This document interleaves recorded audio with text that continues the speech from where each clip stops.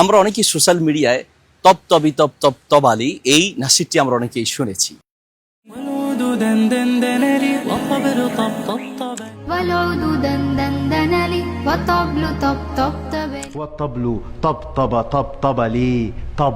যদিও এই নাসিরটির সাথে বিভিন্ন বাজনা সৃষ্টি করে এটাকে ভিন্নভাবে উপস্থাপন করা হয়, যা মোটে উচিত নয়।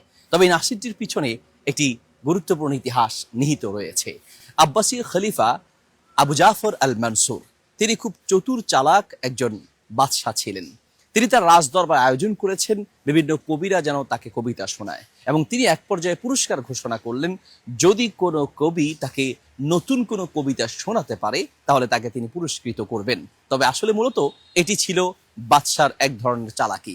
তিনি মূলত পুরস্কার না দিয়ে কবিতা শুনে বা কবিদেরকে এনে এক ধরনের প্রতারণা করতে চেয়েছেন, কিছুটা চালাকি করতে চেয়েছেন। এই জন্য তিনি যেহেতু খুব মেধাবী ছিলেন, শুনলেই যে কোনো কথা বা যে কোনো, বিশেষ করে যে কোনো কবিতা তিনি একবার শুনলেই তার মুখস্থ হয়ে যেত, এবং তার সাথের মন্ত্রী ছিলেন একজন যিনি 2 বার শুনলে মুখস্থ হয়ে যেত, এবং তার একজন দাসী ছিল তিনি 3 বার শুনলে মুখস্থ হয়ে যেত। যখনই কোনো কবি এসে নতুন কোনো কবিতা লিখেও যদি বাদশাকে শোনাতেন, বাদশাহ একবার শুনে যেহেতু মুখস্থ হয়ে যায়, তিনি চালাকি করে বলতেন যেটা আমি আগেও শুনেছি, এই যে দেখো আমি তোমাকে শোনাচ্ছি। তার কাছ থেকে যখন দ্বিতীয়বার মন্ত্রী শুনতেন, তিনি বলতেন হ্যাঁ এটা তো আমিও শুনেছি। দ্বিতীয়বার শুনলে, যেহেতু তার 2 বার শুনলে মুখস্থ হয়, তিনি দ্বিতীয়বার শুনিয়ে দিতেন, এবং তৃতীয়বারে তার যে দাসী ছিল তিনি যখন শুনতেন তার তৃতীয়বারে মুখস্থ হয়ে যেত, এরপরে তিনি শোনাতেন। এভাবেই তিনি বিভিন্ন কবিদেরকে এনে কবিতা শুনে পুরস্কৃত না করে বরং তিনি প্রতারণা করতেন। বড় বড় কবিরা এসেও সে বাদশার কাছে ধরাশয়ী হয়ে পড়তেন। এক পর্যায়ে কবি আল আসমাই, তিনি তখনকার যুগের খুব বিখ্যাত একজন কবি ছিলেন এবং খুব মেধাবী কবি ছিলেন। তিনি চিন্তা করলেন যে বাদশাকে একটা শিক্ষা দেওয়া প্রয়োজন।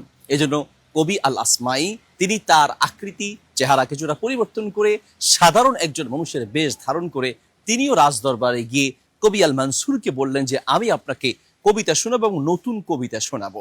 তখন বাদশাহ বলল ঠিক আছে, আমি শুনতে চাই। বাদশাহ ধারণা যে যাই শোনাবে আমি তো একবারে মুখস্থ করে ফেলবো। কবি আল আসমাই তিনি নিজ থেকে একটি কবিতা লিখেছিলেন, যার প্রতিটি শব্দ ছিল খুবই কঠিন, যা একবার শুনে নয় বহুবার শুনেও কোনো মেধাবী ব্যক্তিও সহজে মুখস্থ করতে পারবেন না। আর বাদশাহ আসলে মুখস্থ করতে পারেননি। সেখানে লিখতে গিয়ে কবি আল আসমাই যে কবিতাটি লিখেছেন সেটি ইতিহাসের পাতায় সৌতু সাফিরিল বুলবুল নামে সেই কবিতাটি প্রসিদ্ধ হয়েছে। কবি আল আসমাই যখন রাজদরবারে কবিতাটি উপস্থাপন করলেন, صوت صفير البلبل هيج قلبي الثمل والعود دندن دنا لي والطبل طبطب طبطب لي طب طب طبطب طبطب طب طب طب طبطب لي والسقف سق سق سق سق لي والرقص قد طاب لي والكل كعي كع كعي كع خلفي ومن حويللي ولكن مشيت هاربا। কবিতাটির শব্দগুলো এত কঠিন ছিল যে বাদশাহ এবং তার মন্ত্রী এবং তার দাসী বা অন্যান্য কেউ সে কবিতাটি মুখস্থ রাখতে পারেননি।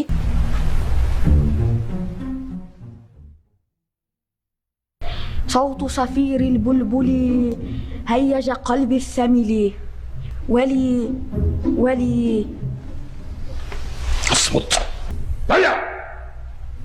তারা বাধ্য হয়ে স্বীকার করেন যে এই কবিতাটি অবশ্যই নতুন। তখন কবি আল আসমাইকে ডাকা হলো যে আপনি কবিতাটি যেখানে লিখেছেন সেই কাগজ নিয়ে আসেন, সেই কাগজের সমপরিমাণ স্বর্ণ দেওয়া হবে। বাদশাহ আগেই ঘোষণা দিয়েছেন নতুন কবিতা শোনাতে হবে এবং কবিতাটি যেখানে লেখা থাকবে তার সমপরিমাণ স্বর্ণ ওই কবিকে দেয়া হবে।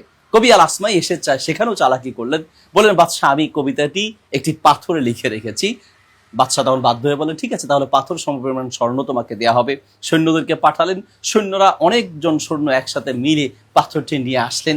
নিয়ে আসার পরে সেই পাথর সমপরিমাণ স্বর্ণ সেই কবিকে দিতে বাধ্য হয়ে গেলেন। যখন স্বর্ণ দিতে যাবেন ঠিক সেই মুহূর্তে একজন মন্ত্রী কবি আল আসমাইকে চিনে ফেললেন, বলেন আপনি তো কবি আল আসমাই।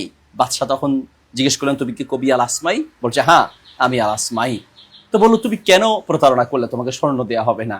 কবি আসমাই হাসি দিয়ে বললেন যে আমাকে স্বর্ণ দিতে হবে না, তো আমার একটা শর্ত আছে। সে শর্ত হচ্ছে আমি এই স্বর্ণ আপনাকে ফেরত দিব। শর্ত হচ্ছে যে আপনি পরবর্তীতে যত কবি এসে আপনাকে কবিতা শোনাবেন আপনি আর কোনো প্রতারণা করবেন না, বরং সবাইকে উপযুক্ত সম্মান দিবেন। তখন বাদশাহ কথাটি মেনে নিলেন এবং সেই দিনের এই ঘটনা থেকে কবি আল আসমাইর সৌতু সাফিরের বুলবুল এই কবিতাটি প্রসিদ্ধ হয়েছে। বাকি আমরা যেটা শুনি তপতবি তপ তপ তবালি, এই অংশটুকু আসলেই সৌতু সাফিরিল বুলবুলের অংশ কিনা বা ওই কবিতার অংশ কিনা এটা নিয়ে একটু মতভেদ রয়েছে। মূল যেই কবিতা আমরা দেখতে পাই বা আমাদের কাছে রয়েছে সেই কবিতার মধ্যে এই অংশ পাওয়া যায় না। কথিত আছে যে এই কবিতাকেই একটু মজাক করে এই অংশটি যোগ করা হয়েছে। মূল কথা হচ্ছে এই যে কখনোই নিজের মেধাকে ভিত্তি করে কারো সাথেই প্রতারণা করা উচিত নয়, বরং আপনার চেয়েও আরো বড় মেধাবী থাকতে পারে, আপনার চেয়ে আরো চালাক থাকতে পারে। কাউকে নিজের মেধার ভিত্তিতে কাউকে পরাজিত করার চেষ্টা করবেন না। আপনাকে যে মেধা আল্লাহ দিয়েছেন, আল্লাহ সুবহানাহু ওয়া তাআলার দান, এটাকে অপব্যবহার নয়, এটাকে সৎভাবে ব্যবহার করার চেষ্টা করুন। জাযাকুমুল্লাহ খায়র।